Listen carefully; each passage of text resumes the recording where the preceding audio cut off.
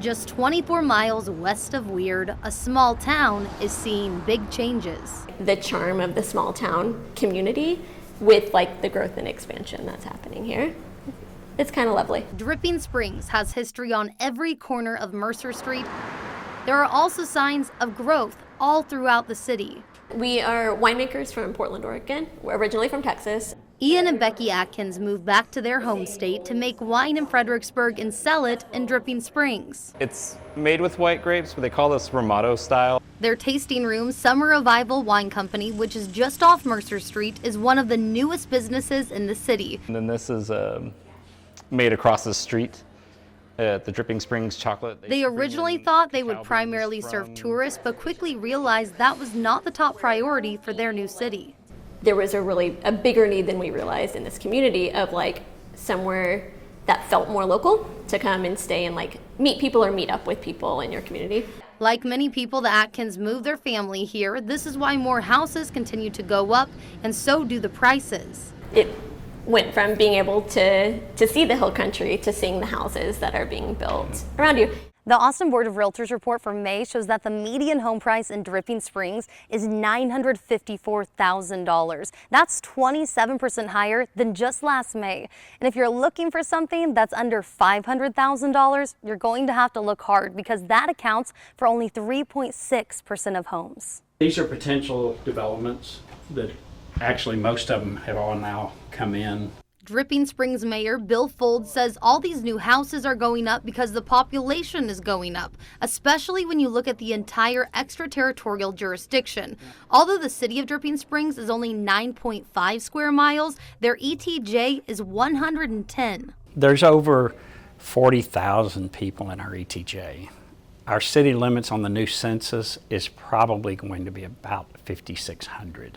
He says the growth can be great, but there are some growing pains. It's just exploded exponentially for the last 20 years, but the last couple of years it's really taken off and the building is not stopping and the roads are getting almost unbearable.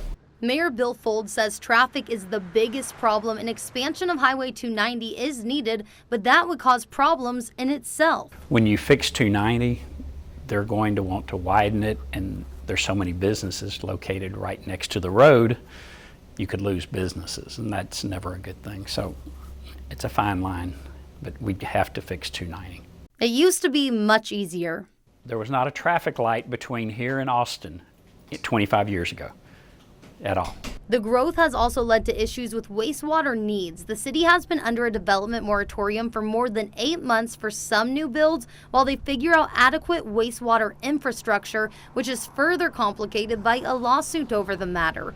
But even with the moratorium, the city is overwhelmed with permits for new builds. They're still processing permits as quickly as they can. They've got about a 2-week backlog. Although the city has these growing pains and has seen a lot of change, Mayor Fold says he is proud to call this city home. It's a great community still. I moved out here with my family 25 years ago. We moved out here for the schools and for the country. As more families move to the area, that means more kids. That's why elementary schools in Dripping Springs saw a 16% increase in students in just 1 year. Well, I think that we just had a graduating class around 500 or 600, I think. Terry Garnett says that number is much higher than when he graduated from Dripping Springs. My graduating class was 52. Terry has owned Terry Garnett's Propane on Mercer Street for 40 years, but he's known the building even longer. My great-grandfather and my grandfather built this building. This was originally a gas station and a blacksmith shop, and it passed down through the family over the years. Although Terry now lives in Westlake, he still works in Dripping Springs and has his roots here. He even served as mayor in the 90s and has seen the change firsthand. I would say the majority, I mean, so much in the last 5 years to 7 years, it's just been boom, you know, and it's getting faster and faster and faster right now. I mean, it's blowing up. He's happy the growth has created more retail options, but is glad that Mercer Street is protected as a historic district. As you leave, you'll see this little rock building. It's now, I think it's a curio shop or something right now. It was a barber shop, and there was Johnny Spa. It also was the post office. The businesses that occupy these buildings have changed. There was pumps on each side of that column, So the pump and a pump.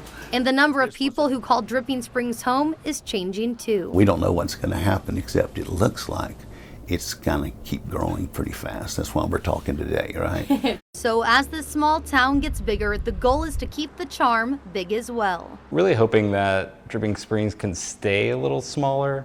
We've been here forever, and I'm so grateful that I've been able to be a part of this.